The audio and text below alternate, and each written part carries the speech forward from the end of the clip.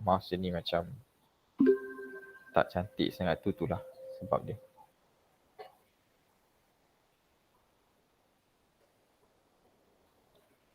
Mana soalan ni?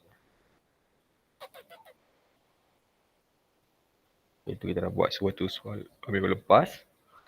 Ni pun kita dah buat minggu lepas. InsyaAllah hari ni kita terus sambung yang ni. Okay.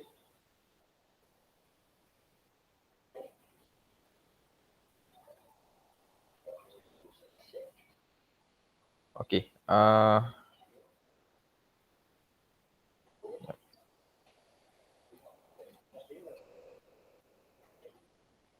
Okay. So basically awak lukis dulu graf ni nanti. Atau ambil lah data-data dalam graf ni. Data-data dalam graf ni. Baru kita akan tengok soalan lah. So kita tengok dulu soalan C, surat 13. Saya akan sharekan sekejap. Okay, graf garis dalam darjah 5 menunjukkan jualan kelapa bagi satu gerai dalam tempoh 5 hari. So Isnin ada 50, Selasa ada 60, Rabu ada 70, Khamis ada 40, Jumaat ada 80. Okay, tulis dulu. Saya sharekan bahan sekejap. Okay.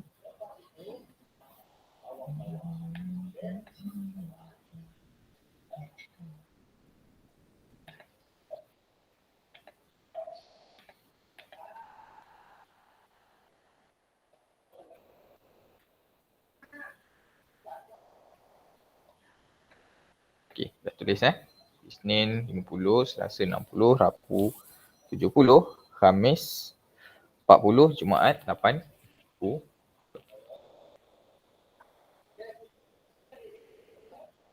Okay. So ni soalan dia, soalan 1 dan soalan 2. Jika data di atas diwakili oleh satu carta pie, hitung sudut sektor yang mewakili Rabu. Itu yang pertama. Yang kedua, keuntungan daripada jualan sebiji kelapa ialah RM1.50. Hitung min keuntungan harian. Okay. Terus boleh try dulu. Nanti kita akan buat sama-sama lah.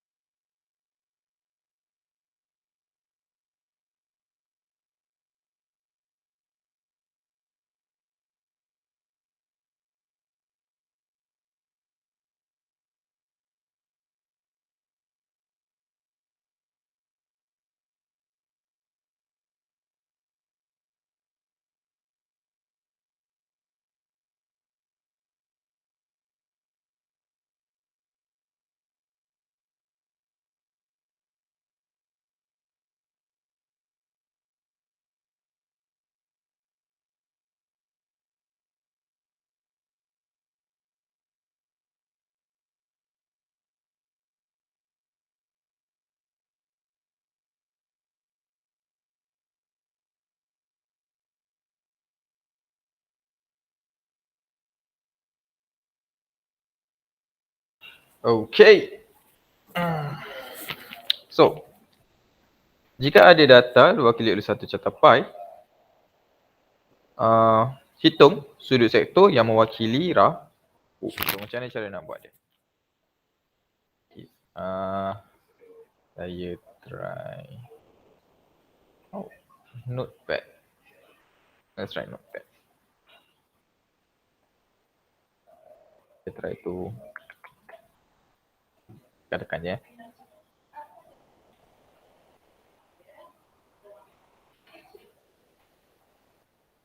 Okay, basically macam mana kita nak tahu, pertama sekali kita cari dia punya jumlah keseluruhan dia lah.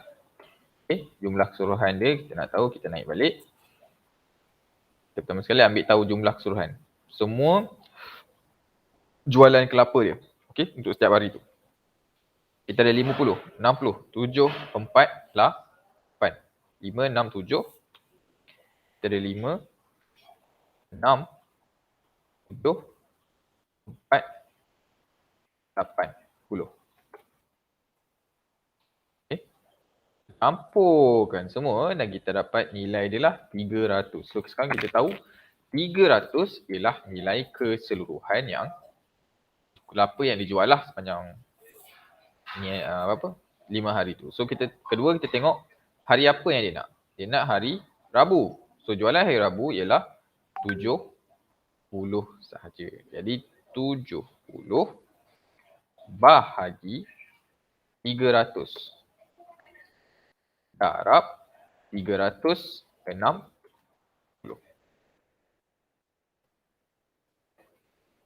Okay. Darab 360 dan kita akan dapat nilai dia ialah 80 darjah lah. Okay. 70 daripada 300 keseluruhan untuk 360 punya bulatan, kita dapat 84. So jawapan dia ialah sudut dalam carta pi bagi hari Rabu ialah 84 darjah.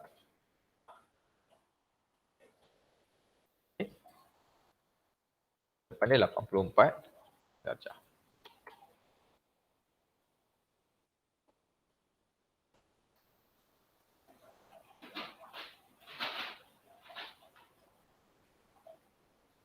Alright. So tu untuk soalan yang pertama. Olive. Soalan kedua. Dia tanya ialah keuntungan daripada jualan sebiji kelapa ialah RM1.80. Hitung min keuntungan harian. Okey. Yang soalan nombor 2. Ni saya padam dulu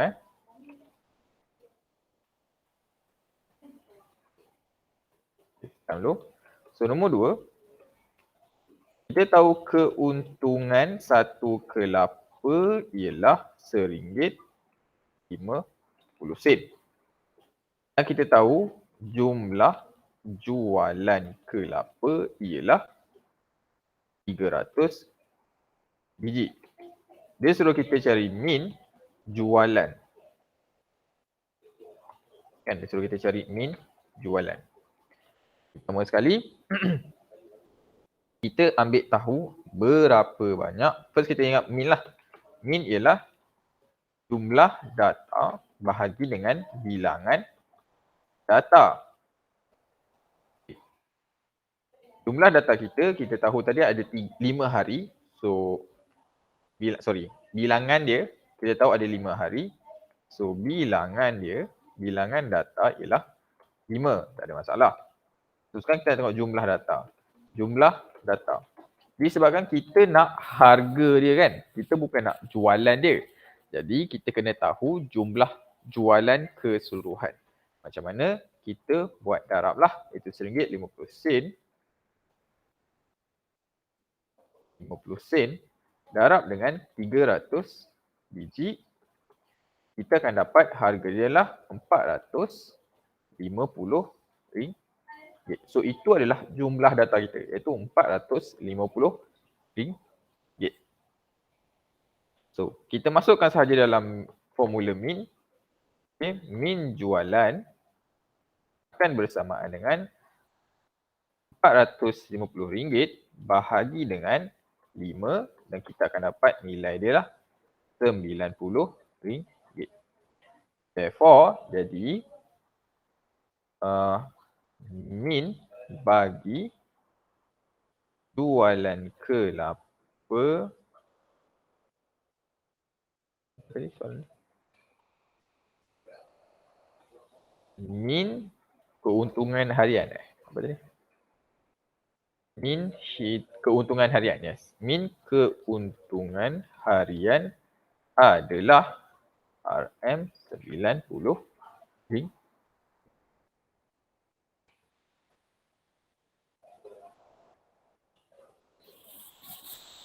Macam sajalah. Boleh tulis dulu, Saya beri masa untuk tulis.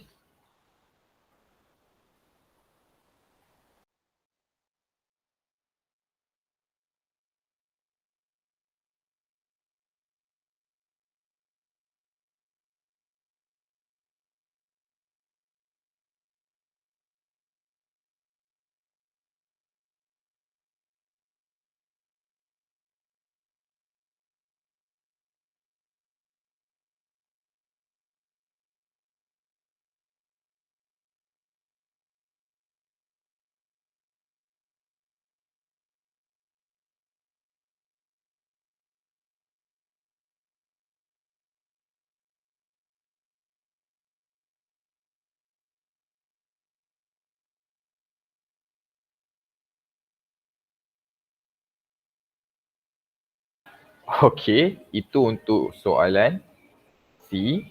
Kita masuk soalan nombor 28.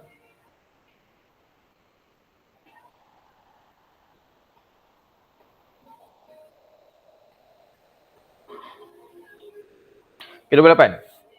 Empat sebutan pertama bagi suatu urutan ialah 17, X tolak 2, tolak 1, tolak 10. Hitung nilai X. Yang pertama, nyatakan sebutan ke-8. Okay, try dulu je.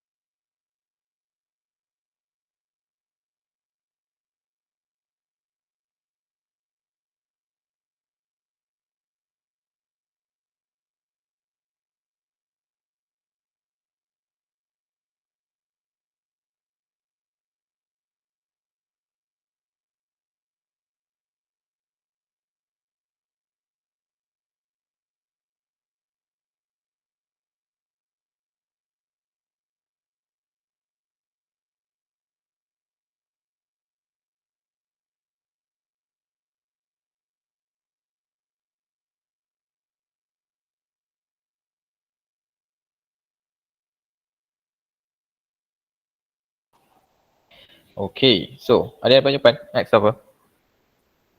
Apa?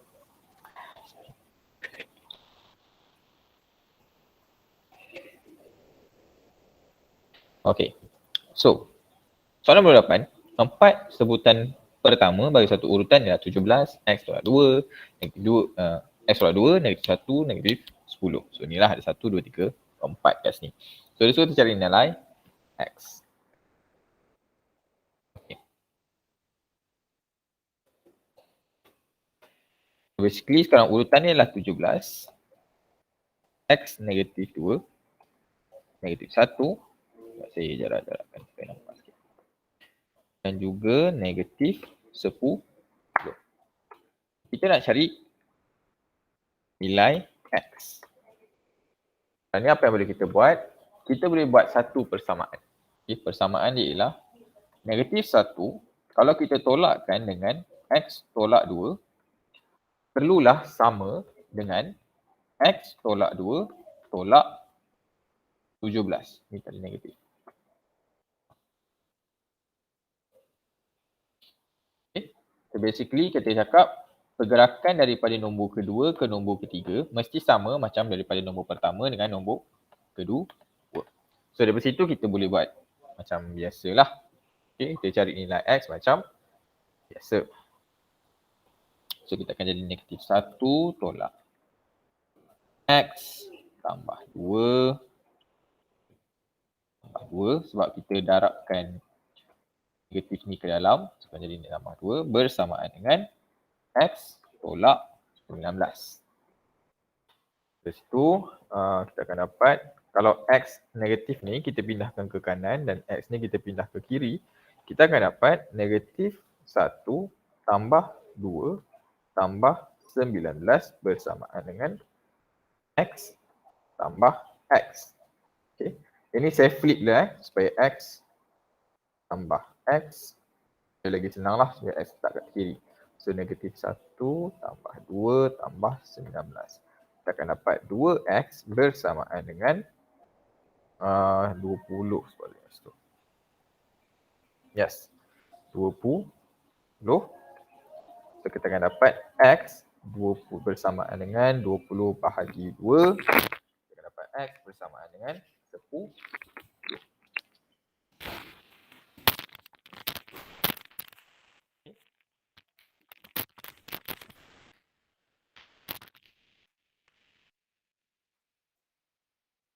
So macam itu sahajalah untuk kita cari nilai X. Saya bagi masa untuk awak tulis dulu sikit.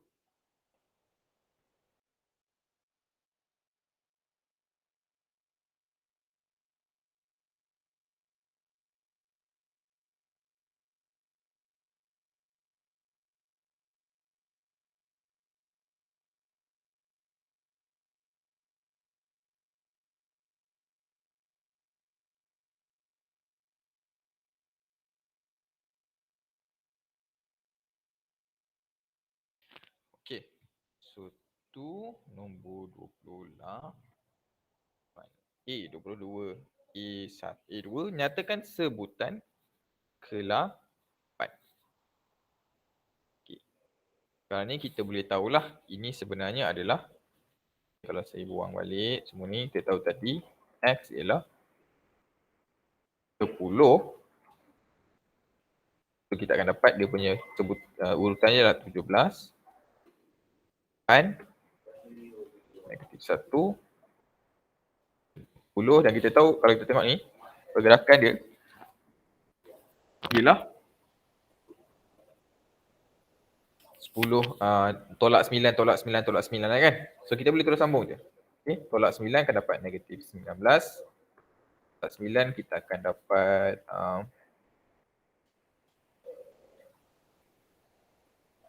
negatif 28, negatif 37 dan negatif 46. Okay, yang kita kira ni nombor 1, nombor 2, nombor 3, 4, 5, 6, 7, 8. Okay, dengan tu kita tahu P yang ke-8, urutan yang ke-8 urutan ke-8 untuk jajaran ni ialah negatif 40.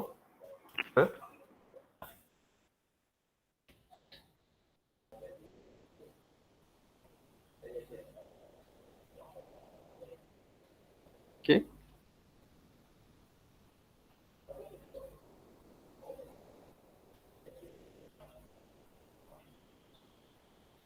So tu untuk yang ni lah.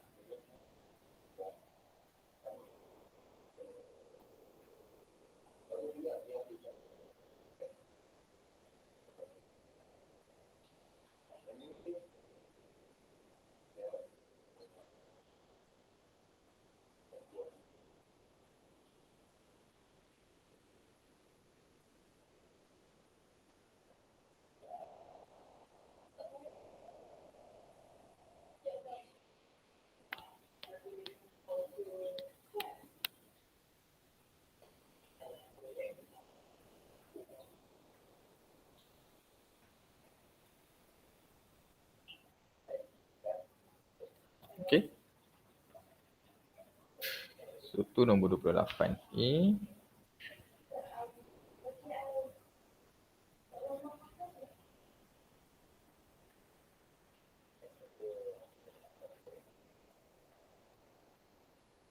Okay, untuk B ni sebabkan dia jenis graph, graph ni dia agak apa?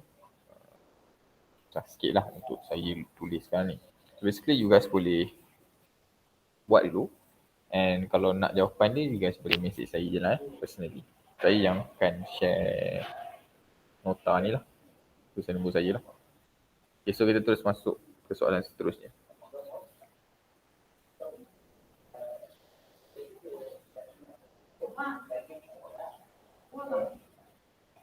Okay.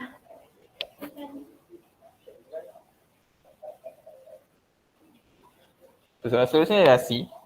Okay, Rajah 61 menunjukkan sebuah pentagon sekata dengan sebuah segi empat sama. Cari nilai X.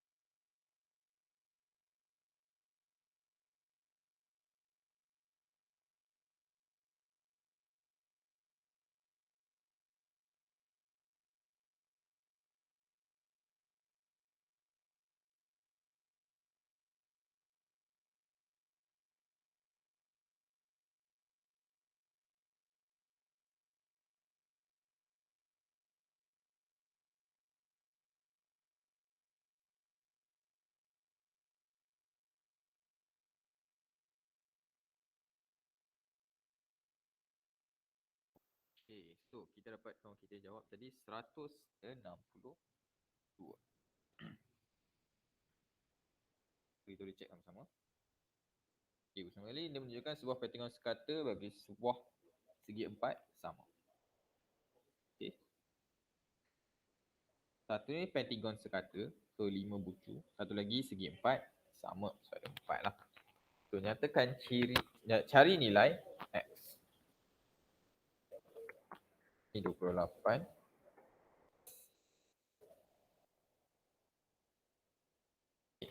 Pentagon sekata, sudut dalam dia, kalau kita boleh ingat, ialah 108. Untuk segi 4 sama ataupun tepat, sudut dalam dia mesti 90. Dan kalau kita tengok betul-betul, sudut X ialah, kalau sudut X ni campur dengan sudut dalaman sekata untuk pentagon dan juga dalaman segi 4 sama, akan membentuk satu bulatan. Jadi kita boleh buatlah X tambah 108 tambah 90 mesti bersamaan dengan 360. Okay, kita akan dapat X bersamaan dengan 360 tolak 108 tolak 90. Kita akan dapat X, nilai dia ialah betul 162. Sudah nilai dia 162.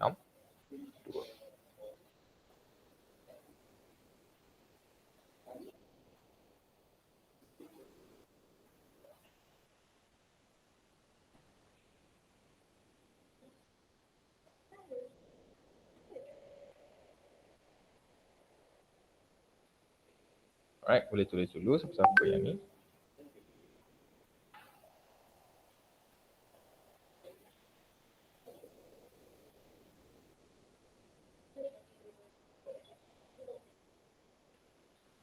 Okay.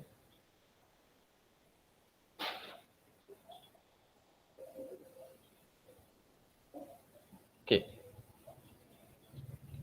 Seterusnya kita tengok soalan nombor 2. Dalam rajah 6.2, Q, R, S, T dan juga U adalah 5 daripada bucu-bucu satu poligon sekata. PQR ialah garis lurus. Tentukan bilangan sisi poligon sekata I. Okay.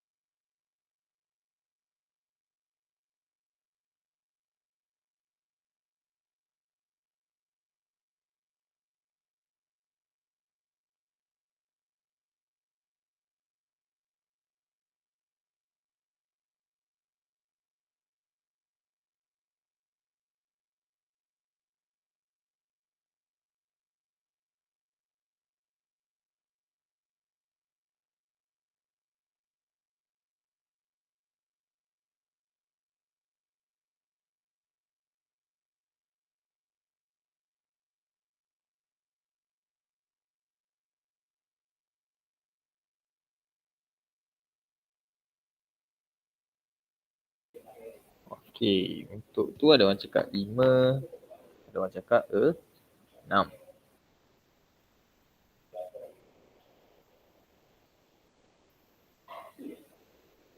Okey. So,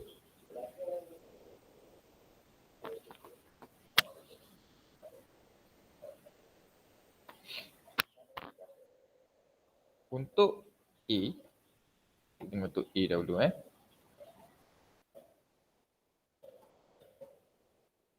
9, 8. Okay, untuk A,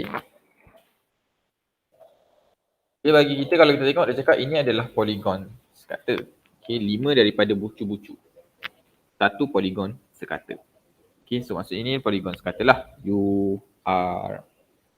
Okay. Poligon sekata. U, R ni satu poligon sebenarnya. S, T, U, R ni satu poligon. Sebab kalau perasan dia bukan membentuk satu pula sekata yang tepat lah. So ini garis lurus menandakan 40 ni adalah dia punya luar dia. Okay.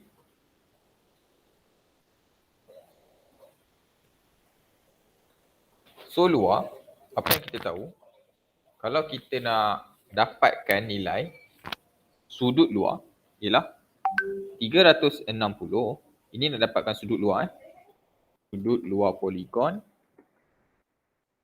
bersamaan dengan 40. Okay, formula untuk dapat sudut luar poligon sekata, sudut luar poligon sekata lah, ialah sudut luar bersamaan dengan 360 bahagi dengan bilangan bucu dia. Bucu dia. Jadi kita boleh cari bilangan bucu adalah bulingan pula. Bilangan. Okay. Bilangan bucu dengan 360 bahagi dengan sudut luar dia. Dengan tu kita boleh cari bilangan bucu poligon sekata tu dengan 360 bahagi 40 dan kita dapat nilai dia 9. Dengan tu kita tahu sudut bilangan bucu poligon sekata adalah 9.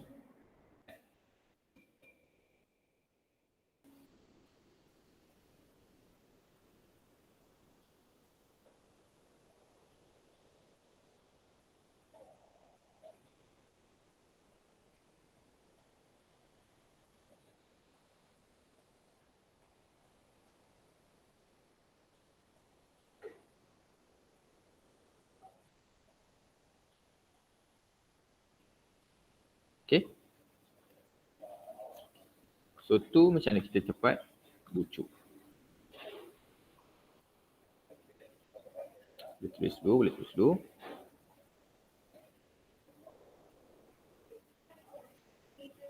Okay, yang kedua tanya hitung nilai Y. Okay.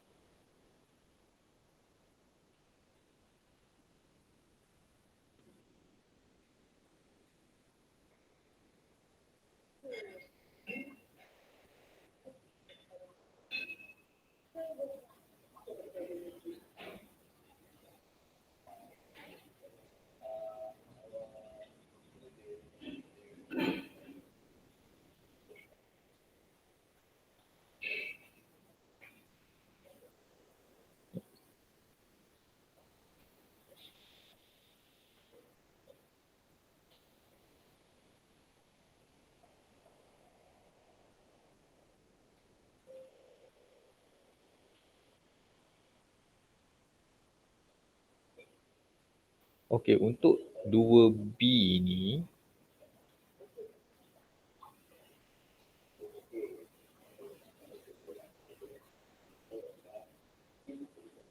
dia ada sedikit orang cakap macam salah sikit soalan dia. Okay. Sebab cadangan jawapan dia okey. Tak apa, saya cerita dulu cadangan jawapan dia, tapi saya cerita ke mana silap. Okay. Huruf B ni, cadangan jawapan dia lah, dia bagi tahu apabila kita tahu ianya adalah 9 bucu, dan kita tahu ini sudut luar, so kat sini adalah 1 40 lah. Wait.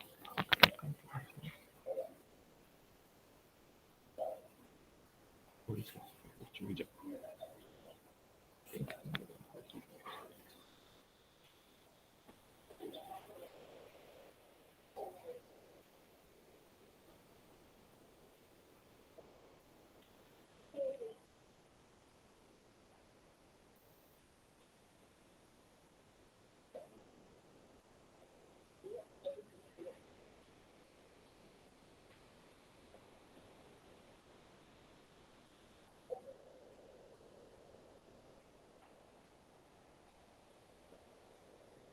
Okay.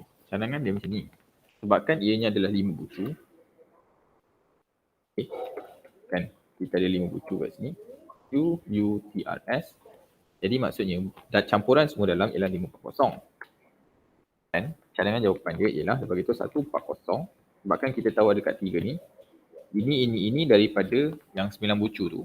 So 140 tambah 140 tambah 140 tambah Y tambah Y mestilah 540. Okay, tu semua tak ada masalah lagi. Masalah dekat sini. 140 ni. Dan masalah kat situ sebab kat sini sepatutnya bukan 140. Dua-dua ni bukan 140. So that's the problem lah. So soalan ni ada kemaslahatan sedikit sebenarnya. Jadi that one is nullified. Okay, soalan tu soalan bonus. Okay. So sorry, soalan tadi tu sebenarnya soalan. Sebab kalau katakan jawapan dia tadi, dia akan dapat nilai dia adalah 60 lah. Okay. Itu kalau cadangan jawapan dia, tapi itulah macam saya kata, dia ada flaw sikit, dia ada kesilapan sedikit dari si sudut. Alright. So, sekarang 9.20, kita tukar kepada sains terus boleh insyaAllah. Sorry tadi saya terpaksa double check balik.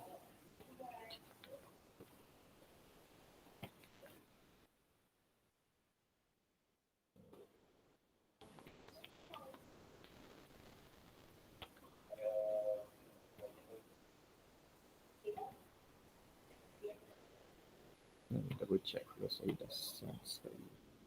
Okay, saya dah sains dua-dua, sains dan juga matematik, so dia soalan yang sama lah .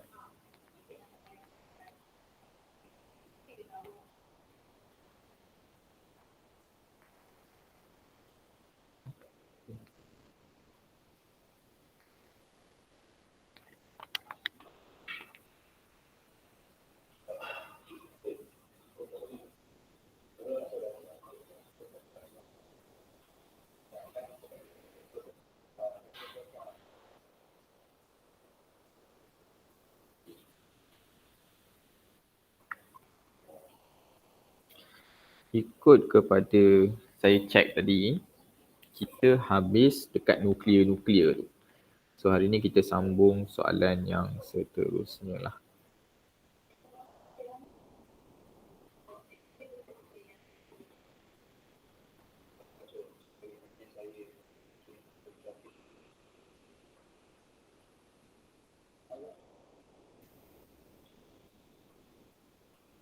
Okay. Kan patutnya kita masuk nombor 10 dah hari ni ya.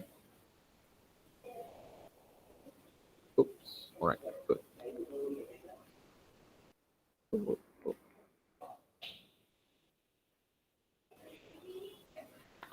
So insyaAllah kita masuk nombor 10. Okay, nombor 10.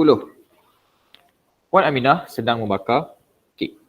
Okay, dia menggunakan dulang pembakar untuk membakar kek tersebut dalam bentuk khas seperti ditunjukkan dalam darjah 10.1. Nyatakan satu contoh penebat haba yang baik. Yang pertama, kedua. Nyatakan dua kaedah pemindahan haba yang berlaku di rajah 10 poin. Tak?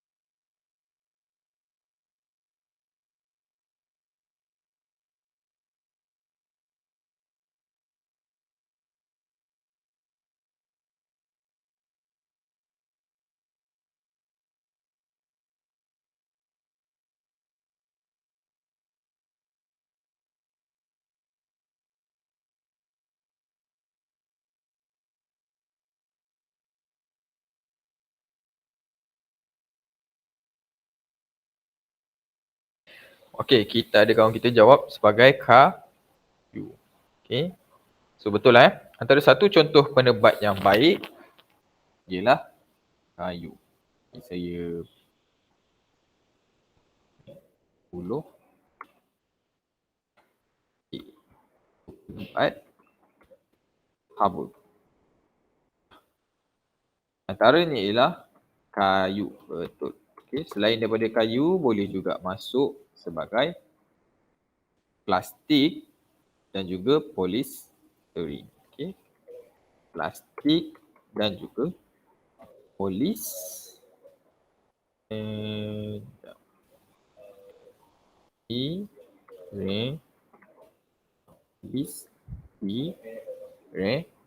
Nah, yes. Okay. So nombor 2, nyatakan dua kaedah pemindahan haba yang berlaku dalam rajah 10.1. Okay, yang bawah C tu apa? Apa dua kaedah dia?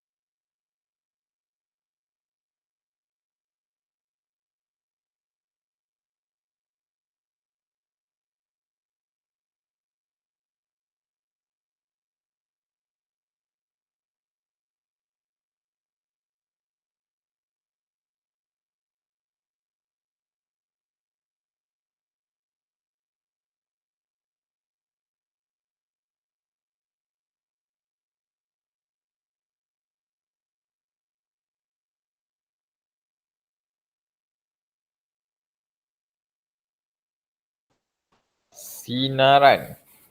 Sinaran.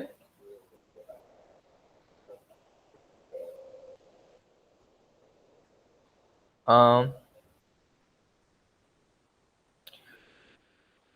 Sinaran. Kita ada 3 jenis sebenarnya kaedah pemindahan haba.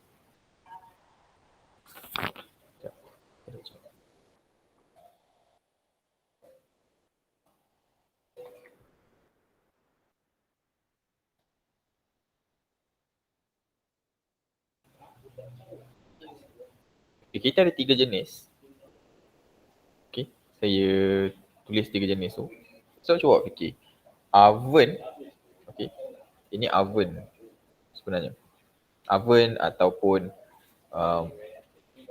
microwave lah. Tiga jenis kaedah pemindahan hak.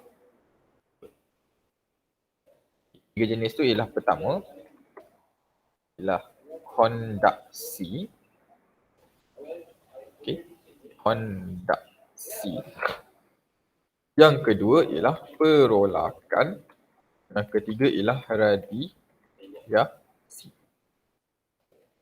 Di antara tiga tu, apa dua yang akan digunakan?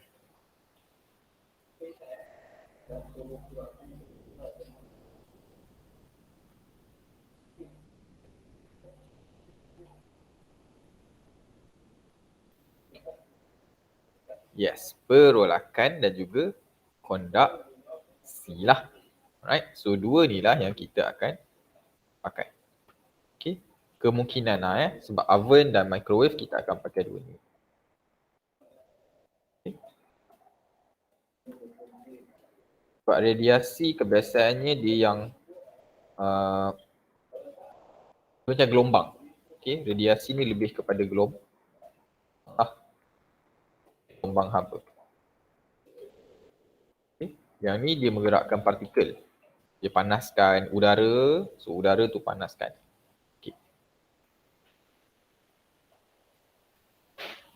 Yang ketiga, C. Puan Aminah menggunakan dua bekas yang berbeza untuk membakar keknya seperti yang ditunjuk di dalam rajah 10.2. Dia dapati masa diambil untuk membakar kek tersebut adalah berbeza. Terangkan mengapa masa diambil untuk membakar dua kek tersebut adalah berbeza. Yang pertama, bekas silikon ambil masa 20 minit. Kedua ialah bekas logam ambil masa 45 minit. Okay, kenapa?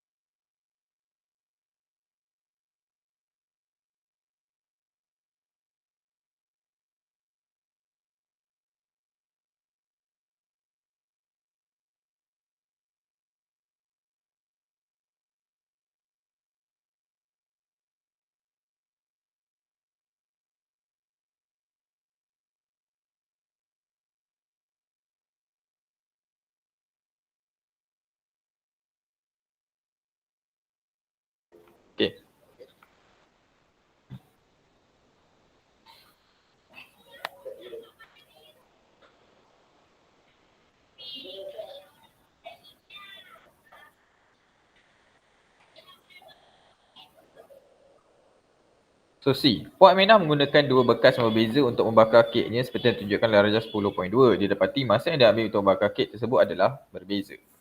Okey, terangkan mengapa masa yang dia ambil membakar kek adalah terus berbeza. So penerangan dia ialah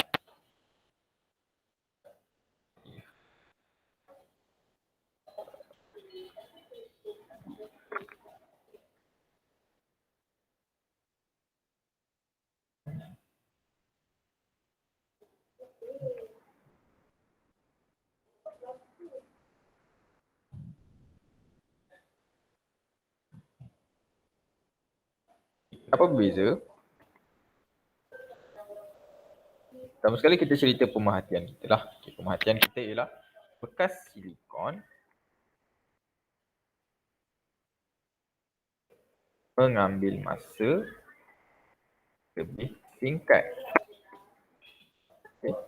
Poin pertama yang kita letak. Yang kedua poin kita boleh letak ialah kita boleh tahu silikon adalah konduktor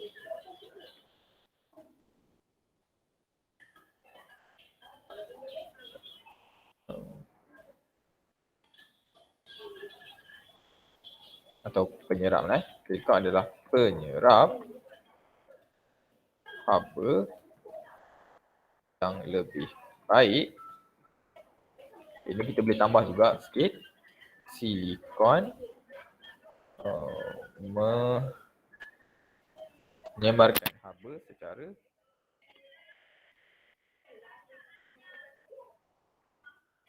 lebih sekar. Boleh tambah jugalah kat situ.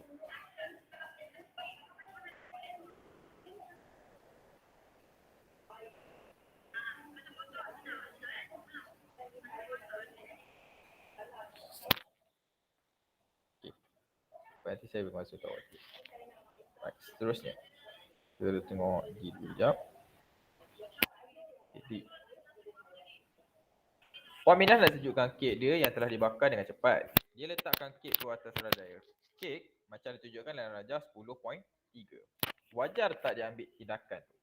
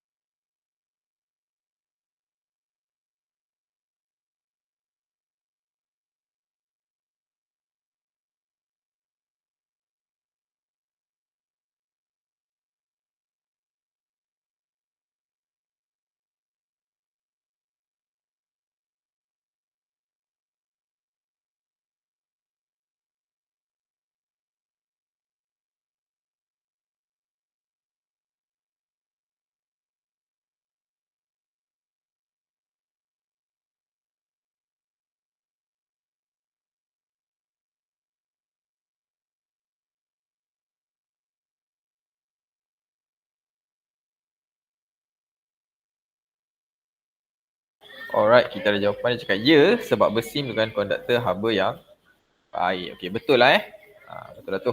Cara jawab tu. Jadi, wajar.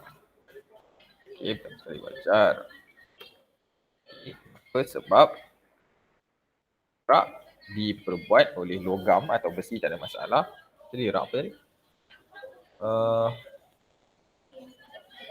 redite. Sorry. Redite cake dibuat dari logam ataupun besi, tak ada masalah lah besi, logam ataupun besi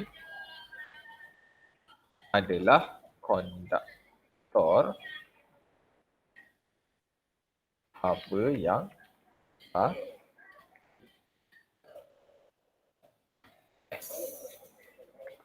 saya ada.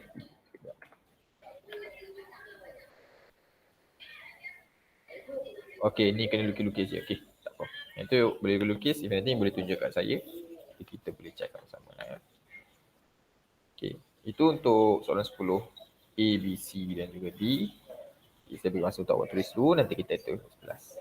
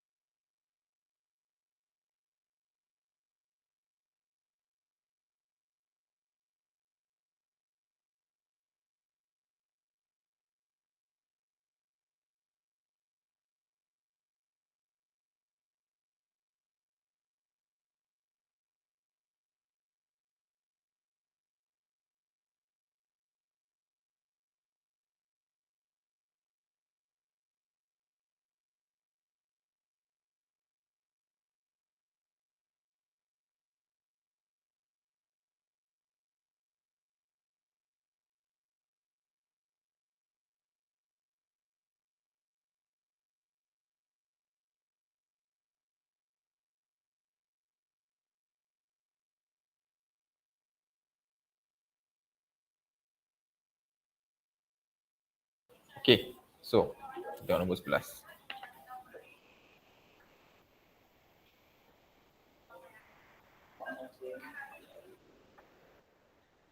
Okey, Syaril bermain buaian menggunakan prinsip tuas. Rajah 11.1 menunjukkan persekitaran di sebuah padang permainan.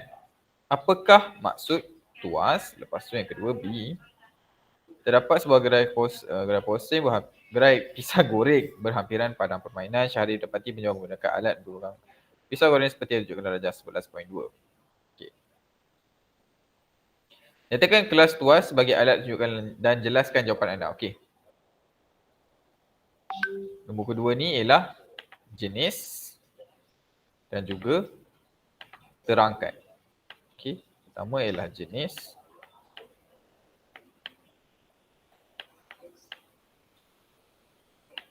Jenis tuas dia.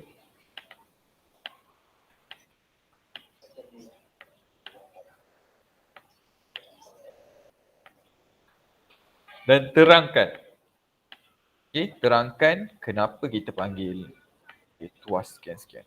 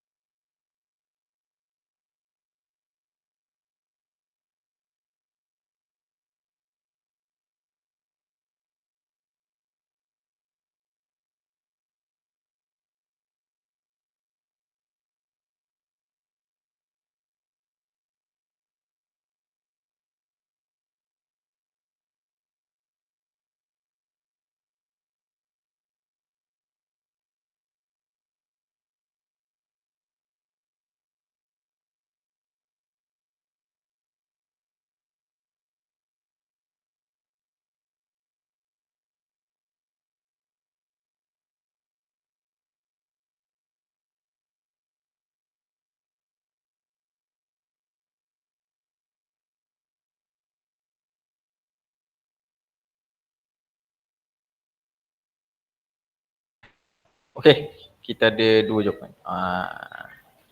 Okey, kita cakap tuas kelas ketiga. Okey, ni yang B lah Tuas kelas ketiga, kerana beban diletak di hadapan, daya di tengah dan fulcrum di belakang sekali. Okey, boleh. Ataupun tuas ketiga, beban diletak di hadapan, daya tengah, fulcrum. Okey, sama je. Okey, ayat lebih kurang Okay, tak apa, kita buat, kita tengok A dahulu. 13. A, tanya apa itu tuas. Okay, soalan dia, apa itu tuas? Tuas ialah sebuah palang yang berputar pada satu titik yang tetap.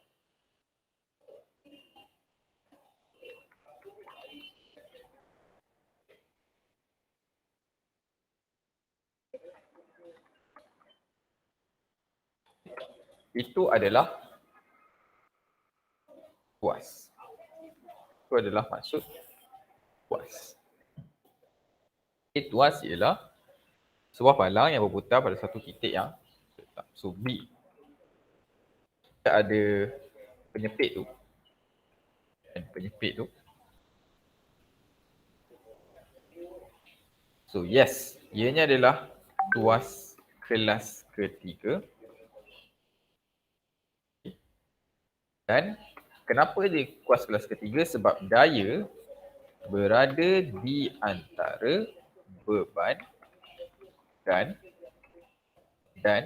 fulcrum. Beban dan fulcrum lah. Okey. Kalau tadi macam kawan kita ada tulis sebab bila daya di tengah, fulcrum bahagian belakang ataupun beban depan, tengah, boleh, tak ada masalah. Yang penting kita nak cakap daya tu duduk kat tengah-tengah. Okey. Daya duduk kat tengah-tengah. So basically kalau cakap daya di tengah tu, okey betul lah tu. Cantik lah. Alright, seterusnya.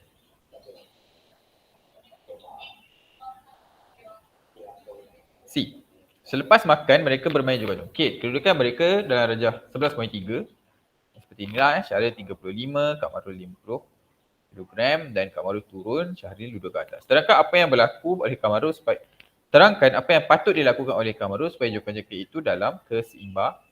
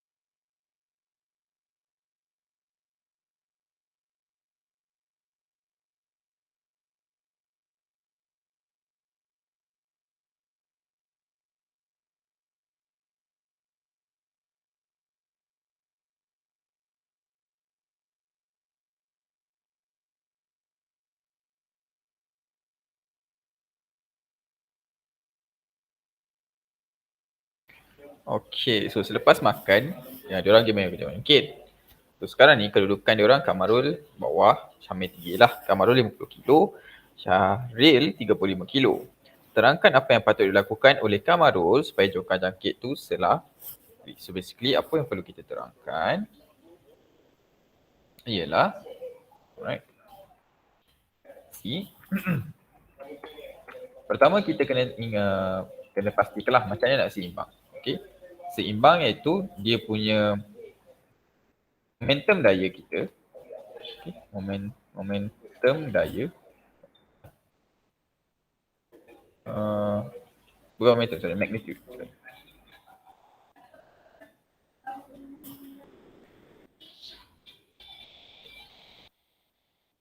Okay, magnitude daya darab dengan fulcrum kita. Darab fulcrum lah. Jarak dari fulcrum kita, fulcrum daya, okay, mesti sama dengan magnitude daya darab jarak dari fulcrum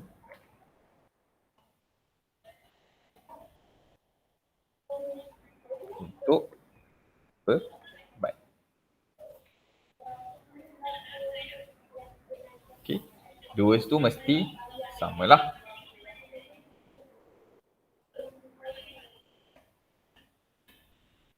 Untuk seimbang. Okay, untuk dia seimbang, magnitude darab jarak. Basically apa yang berlaku ialah dia punya berat ni, okay, darab dengan dia punya jarak ni mesti sama dengan jarak ni darab dengan daya ni untuk Kamarul dengan Syahril seimbang. Dan sekarang ni jarak dia sama, Syahril lebih ringan daripada Kamarul. So daya dekat Kamarul, magnitude daya dekat Kamarul, dia punya nilai daya ke bawah dia, okay, lebih tinggilah berbanding dengan Syahril. Sebab Kamarul ni lagi, dia akan duduk kat bawah. So apa yang perlu dibuat adalah Kamarul perlu mendekatkan diri dia lah kepada fulcrum. Okay.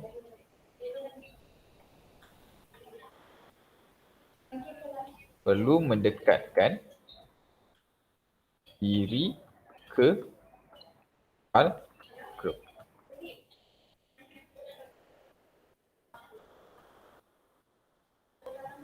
Okay. Ini akan mengurangkan daya dari Kamarul. So daripada situ dia akan seimbang lah bila dia dekatkan diri dia kepada fulcrum.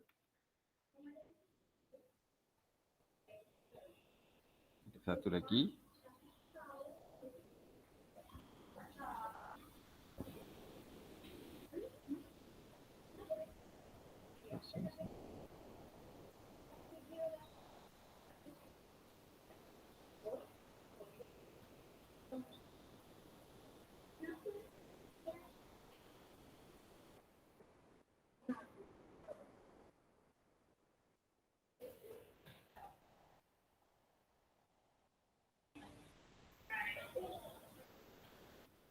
Ada dua lagi sebenarnya. Ada dua lagi lah soalan tu besok habis lah. D. Mereka pulang dari rumah dan ibunya memberitahu sinki dapur tersumbat dua saiz. Pump sinki seperti ditunjukkan dalam sebelah tu. Kita ada P kecil sikit, Q besar lagi. Okay. Syahril bercadang kepada ibunya untuk guna pump Q sudut sinki. Wajarkah pilihan Syahril? Dia tersumbat sekarang ni, Syahril cakap pakai yang Q, jangan pakai yang P. Wajar tak?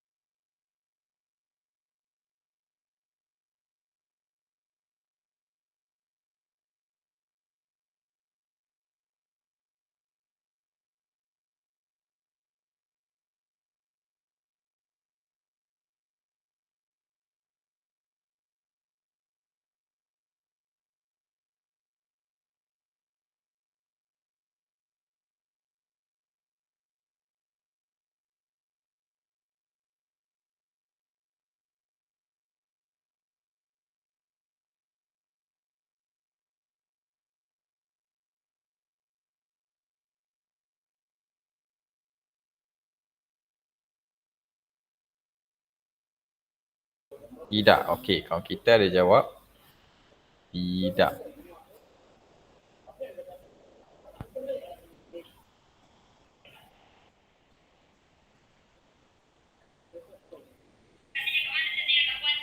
Okey. Sebenarnya jawapan dia ialah wajar. Okey. Sebenarnya wajar je. Untuk ianya wajar lah.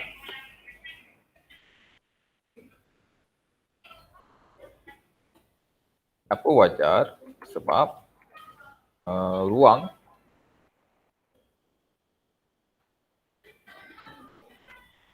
yang digunakan lebih dia punya ni lah kepala dia lah. Kepala kan sebut. Hmm,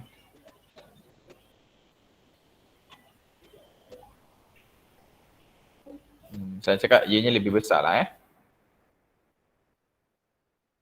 Faham? Kedut singki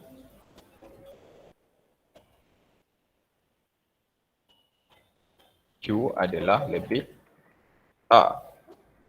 Dengan ini tekanan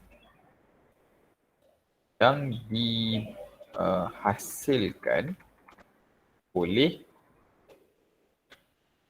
Q lebih tinggi sekaligus memudahkan lagi untuk menarik kotoran dari sink.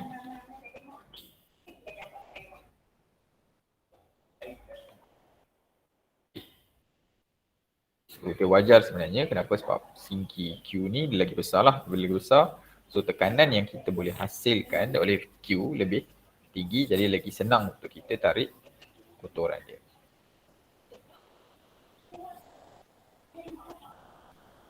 Right, last.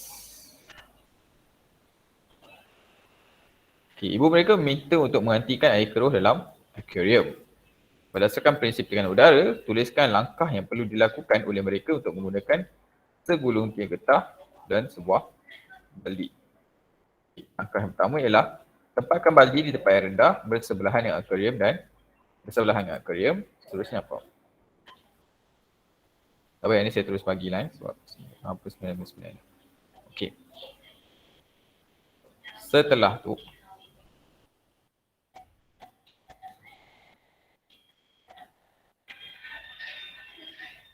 untuk P, nombor 2 apa yang perlu kita buat ialah kita perlu masukkan sedikit air dalam tiup.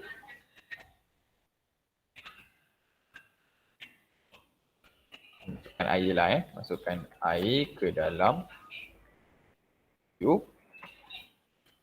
Ketiga, apa yang perlu kita buat ialah tutup kedua-dua ujung tiup getah dan kemudian masukkan salah tiup ke dalam tiup. Tutup kedua-dua belah tiup getah dan masukkan satu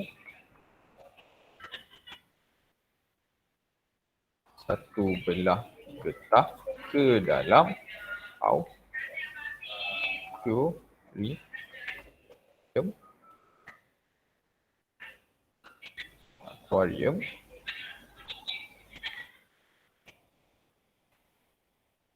ke dalam air akuarium sebenarnya.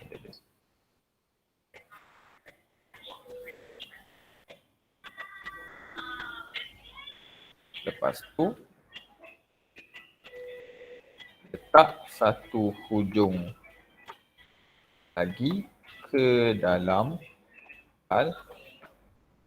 Daripada situ air akan menggunakan tekanan udara dan seterusnya dia boleh keluar air lah. Okay, saya bagi masuk. Saya just scroll up sekejap.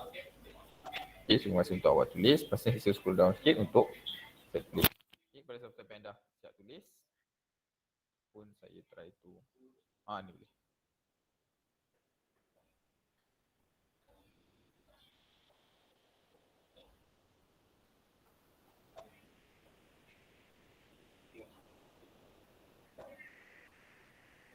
Okay. So Ini semua jawapan untuk nombor 11, so boleh tulis. So siapa-siapa yang dah siap tulis, saya ucapkan terima kasih untuk hari ini. Segala baik datang Allah, seluruh so, insyaAllah minggu depan kita akan sambung sains dengan baru, dan yang matematik kita akan sambung soalan nombor 20. Sebi. Okay, terima kasih semua. Assalamualaikum. Assalamualaikum.